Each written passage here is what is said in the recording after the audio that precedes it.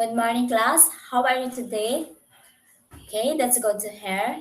Before we start our discussion, let's have a prayer. I want Erica to lead the prayer. Okay, thank you, Erica. Okay, Miss Secretary, who's absent from the class today? Very good. To have an organized meeting, let me remind you first our virtual class roles.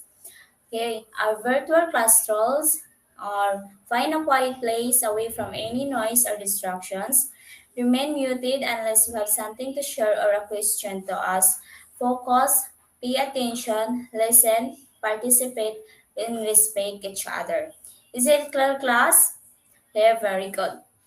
So, before we proceed to our new lesson, let us first recall what is our last topic. Who among from the class can recall our past lesson? Very good. Do you have any questions or clarifications with our previous lesson? Since none, let's proceed to our activity. This time, I will give you an active opening activity, which is arrange me. What you need to do is to arrange the jumbled letters to form an exact word. You have 2 minutes to do it and send your answers in our comment box. Are you done, class? Okay, very good. Did you enjoy the activity, class? What do you think is our lesson for today? Okay, our lesson for today is all about biotic and abiotic components of an ecosystem. Before we begin, let's have our objectives. Okay, at the end of the lesson, the students can differentiate biotic from abiotic components of the ecosystem. Identify the biotic and abiotic factors of the ecosystem, and propose ways on how to protect and preserve the ecosystem. Is this objective actionable, class? Okay, very good. What is an ecosystem? So, an ecosystem is an area where organisms interact with one another as well as with the non-living parts of the environment. There are two components of an ecosystem. We have biotic and abiotic factor. So what is biotic factor?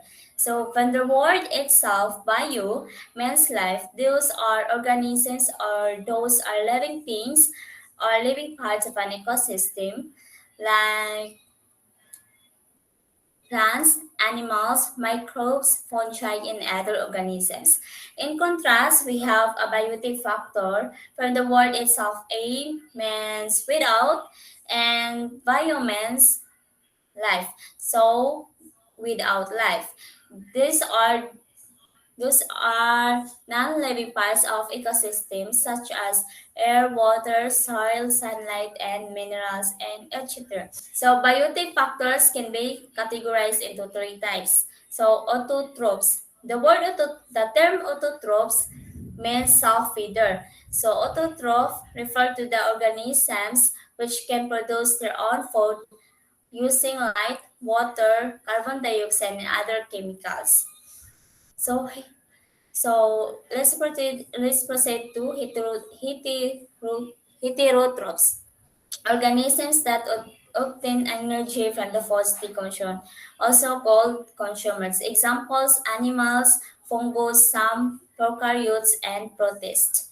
So detritivores. These organisms are also known as decomposers. They either directly feed on dead or decomposing plants and organisms or break down the dead organic matter for food or energy.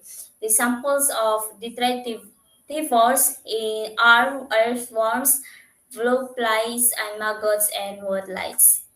Abiotic factors can be classified into three basic categories, which are climate factors, edaphic factors, and social factors. So, climatic factors, these factors are related to climate such as sunlight, humidity, wind, temperature, and etc.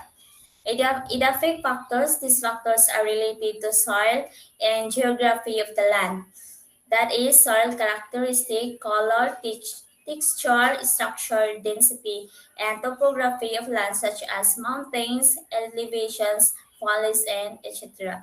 Social factors, These are factors refer to how the land and water resources are used by the people of an area. For example, mining, farming, construction of dams, clear cutting of forests for agriculture, and etc.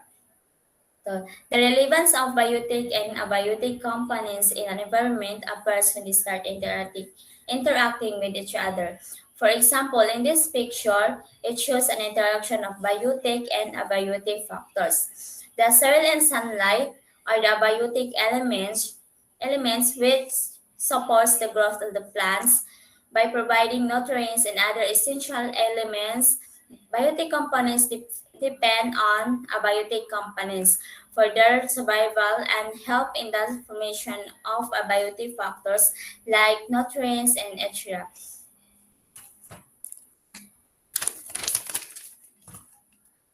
So for our generalization, what is an ecosystem? Number two, what are the two components of an ecosystem? Three, differentiate the biotic and abiotic factors and cite their examples. Four, what are the three types of biotic factors? Briefly discuss each of them. What are the three basic categories of abiotic factors? Give a short discuss each of them. Why abiotic factors important to biotic factors? So, ecosystem is an area where organisms interact with one another as well as with the non-living parts of the environment. There are two components of an ecosystem. We have biotic and abiotic factors. Biotic factor is a living component of an ecosystem that depend on the biotic components for their survival, like plants, animals, microbes, fungi, and other organisms, while a biotic factor is a non-living parts of ecosystem that do not depend on the biotic components for their survival, like air, water, soil, sunlight, minerals, and etc.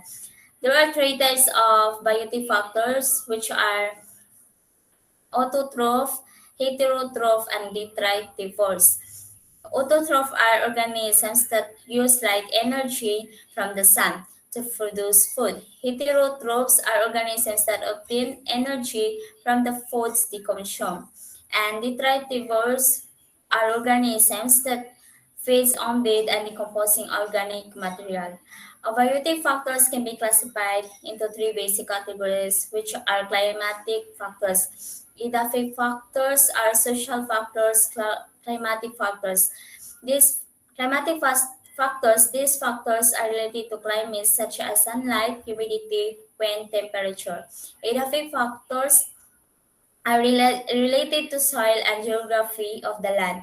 And lastly, social factors refer to how the land and water resources are used by the people of an area. So for our application, by using a graphic organizer, suggest ways on how to protect and preserve the ecosystem. Write your answer in a 1/2 crosswise and send it to my messenger. And for the evaluation, identify whether it is biotic and abiotic. Send your answer in comment box and I'll give you 2 minutes to answer. And for your assignment, in a short bond paper, draw at least one interaction between biotic and abiotic factors found in your environment. Send your answer in our Google Classroom. That's all for today. Thank you and goodbye, class. See you next meeting.